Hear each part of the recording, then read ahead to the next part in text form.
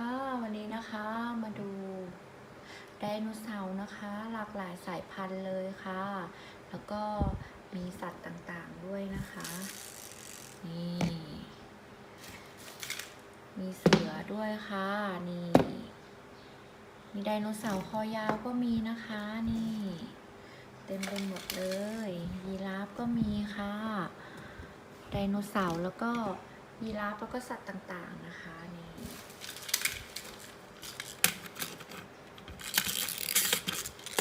แล้วก็มีเจ้านี่ด้วยค่ะอย่าลืมกดติดตามกันนะคะพี่วัวก็มาค่ะ